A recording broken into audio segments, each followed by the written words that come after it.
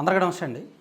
కూటమి ప్రభుత్వం అధికారంలోకి వచ్చాక పాజిటివ్స్ ఏంటి, నెగిటివ్స్ ఏంటి, ఈ రెండేళ్లలో అసలు కూటమికి మంచి మార్కులు ఎన్ని అండ్ మైనస్ మార్కులు ఎన్ని, ఇవన్నీ కూడా మనం నిన్నగాక మొన్న కొన్ని వీడియోస్లో చెప్పుకున్నాం. అయితే అత్యంత కీలకమైన సంక్షేమం గురించి మాట్లాడుకోవాలి. పరిపాలన అంటే సంక్షేమం, అభివృద్ధి అండ్ ఉద్యోగాల కల్పన, ఉపాధి కల్పన ఇవన్నీ వస్తాయి కదా. సో ఉపాధి కల్పనలో కూటమికి మంచి మార్కులే పడుతున్నాయి. ప్రయత్నిస్తున్నారు. ఇన్వెస్ట్మెంట్స్ భారీగా 22 లక్షల కోట్లకు పైగా పెట్టుబడులు వచ్చాయి కాబట్టి ఆ విషయంలో కూటమికి గ్రామీణ ప్రాంతాల్లో కూడా మంచి మార్కులు పడుతున్నాయి, మంచి పాజిటివ్ రెస్పాన్స్ వస్తుంది. అండ్ అభివృద్ధి విషయంలో కూడా కొంత మంచి మార్కులు పడుతున్నాయి. గ్రామీణ ప్రాంతాల్లో రోడ్ వర్క్స్ జరుగుతున్నాయి, డ్రైన్ వర్క్స్ జరుగుతున్నాయి, రోడ్లు కూడా గతంలో ఉన్నంతగా గుంతలు లేవు, పూడుస్తున్నారు, అదంతా బాగానే ఉంది. అండ్ ఏ ఏ వర్గాల్లో వ్యతిరేకత ఉంది అనేది నేను ఆల్రెడీ మొన్న వీడియో చేశాను. కొన్ని వర్గాల్లో వ్యతిరేకత ఉంది, ఒక 5 వర్గాల్లో. దానివల్ల ఎంత మైనస్ కూటమికి ఒక 6 నుంచి 8% వరకు మైనస్లో ఉన్నారనేది కూడా నేను చెప్పాను కదా. సో ఇప్పుడు సంక్షేమం విషయంలో మనం వస్తే, సో సంక్షేమంలో అసలు కూటమికి ఎన్ని మార్కులు పడతాయి అనుకుంటే ఒకటి మాత్రం నిజం, గ్రామీణ ప్రాంతాల్లో పాజిటివ్ చర్చ జరుగుతుంది, నెగిటివ్ చర్చ జరుగుతుంది. పాజిటివ్ చర్చ ఏమిటంటే పెన్షన్లు నెలకి 4,000 రూపాయలు ఇస్తున్నారు. గత ప్రభుత్వం 2019 నాటికి 2,000 ఉండేది. దాన్ని వైసీపీ 4 విడతలుగా 3,000 చేశారు. 250 పెంచారు. కానీ ఈ ప్రభుత్వం అధికారంలోకి వచ్చిన వెంటనే అమాంతం 1,000 రూపాయలు పెంచేసి 4,000 చేశారు. ఆ 4,000 చేసిందే కాకుండా ముందు 3 నెలల నుంచి అరియర్స్ కూడా పెండింగ్ కూడా ఇచ్చారు. అలా అప్పటి నుంచి 2 ఏళ్ల నుంచి కూడా ప్రతి నెల 4,000 రూపాయలు ఇంటింటికి ఫస్ట్ 1వ తేదీన ఇస్తున్నారు పెన్షన్ లబ్ధిదారులకు. అది పాజిటివ్ ఉంది, బాగా పాజిటివ్ ఉంది. మోర్ దెన్ 80 to 90% లబ్ధిదారుల్లో పాజిటివ్ ఉంది. కానీ కొత్త పెన్షన్లు ఇవ్వడం లేదు కాబట్టి, 50 ఏళ్ళు దాటిన ఎస్సీ, ఎస్టీ, బీసీ, మైనారిటీలు కొత్త పెన్షన్లు ఇస్తామన్నారు, ఇవ్వట్లేదు కాబట్టి. అండ్ ఈ 2 ఏళ్లలో భర్తలు చనిపోయిన వితంతువులు ఉన్నారు, 60 ఏళ్ళు దాటిన వృద్ధులు ఉన్నారు, కొంతమంది వికలాంగులు ఉన్నారు. వాళ్ళు ఒక 4.5 నుంచి 6 లక్షల మంది పింఛన్ కోసం ఎదురు చూస్తున్నారు కాబట్టి వీళ్ళలో పింఛన్ కావాలి అని అయితే అడుగుతున్నారు. సో వీళ్ళకు ఇస్తే కొంతవరకు కూటమికి మంచిదే, కాకపోతే ఇవ్వడానికి డబ్బులు సరిపోవట్లేదు. సో ఓవరాల్గా పెన్షన్ విషయంలో పాజిటివ్ ఉంది. ఒక చిన్న నెగిటివ్ ఏంటంటే కొత్తవి ఇవ్వట్లేదు కదా అని. ఇక తల్లికి వందనం విషయంలో గత ప్రభుత్వంతో పోలిస్తే ఈ ప్రభుత్వానికి మంచి మార్కులు పడ్డాయి. గత ప్రభుత్వం అమ్మఒడి పేరుతో 15,000 ఇచ్చారు కదా.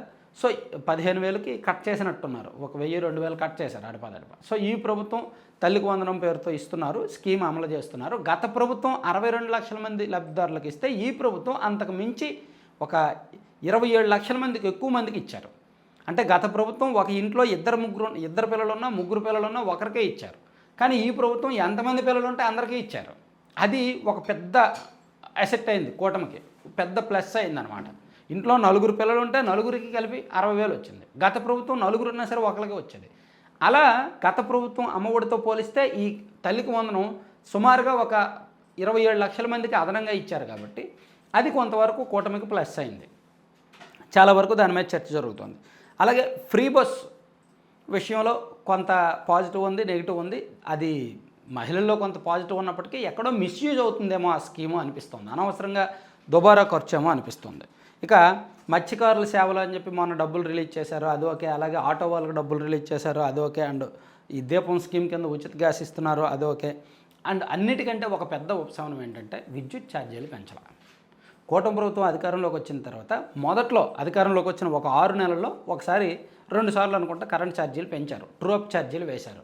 కానీ ఆ తర్వాత 2 సార్లు ట్రూ డౌన్ ఛార్జీలు కొంత తగ్గించారు.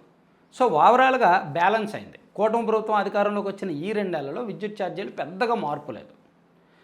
అదే గతంలో అయితే అధికారంలోకి వచ్చిన 2 ఏళ్లలోనే విద్యుత్ ఛార్జీలు 30 నుంచి 40% పెరిగాయి. 3 సార్లు 4 సార్లు ఛార్జీలు పెంచేశారు. సో ఇప్పుడు అది కొంత ఉపశమనం. అలాగే ఇప్పుడు తాజాగా ఆక్వా రైతులకు యూనిట్ రూపాయిన్నరకే కరెంట్ ఇస్తామంటున్నారు. ఇలా సంక్షేమం విషయంలో గ్రామీణ ప్రాంతాల్లో పాజిటివ్ కనిపిస్తోంది. అయితే ఒక పెద్ద నెగిటివ్ ఏంటంటే ఆడబిడ్డనిది. అది జగన్మోహన్ రెడ్డి గారు అధికారంలో ఉన్నప్పుడు జగనన్న చేయూత అని సంవత్సరానికి 18,750 ఇచ్చేవారు కదా. సో దాంతో కంపేర్ చేస్తే ఇప్పుడు మహిళలకు డబ్బులు అందట్లా. సో అప్పుడు ఒకేసారి అంత డబ్బులు అందేసరికి వాళ్ళకి మంచి ఏదో ఒకటి కొనుక్కోవడానికి ఈ చేతిలో డబ్బులు ఆడేవి. ఇప్పుడు ఆడబిడ్డ నిధి పేరుతో నెలకు 1500 అంటే సంవత్సరానికి 18,000 ఇస్తామని కూటమి ప్రభుత్వం ఎన్నికలకు ముందు హామీ ఇచ్చింది. దాన్ని ఇప్పుడు అమలు చేయట్లా. ఎప్పుడు అమలు చేస్తారో కూడా చెప్పట్లా. ఆ విషయంలో కొంత రూరల్ ఏరియాస్లో గ్రామీణ ప్రాంతాల్లో చర్చ జరుగుతుంది. అది ఒకటి నెగిటివ్ ఉంది, పెద్ద నెగిటివ్ ఉంది. సో ఓవరాల్గా చూసుకుంటే సంక్షేమం విషయంలో కూటమికి మంచి మార్కులే ఉన్నప్పటికీ ఇలా కొత్త పెన్షన్లు ఇచ్చే విషయంలోనూ అండ్ ఆడబిడ్డ నిధి విషయంలో మాత్రం ఖచ్చితంగా నెగిటివ్ అయితే చర్చ జరుగుతుంది. గ్రామీణ ప్రాంత మహిళల్లో అయితే ఈ విషయంలో కొంత నెగిటివ్ ఉంది అనేది అయితే మనం చెప్పుకోవచ్చు ఖచ్చితంగా.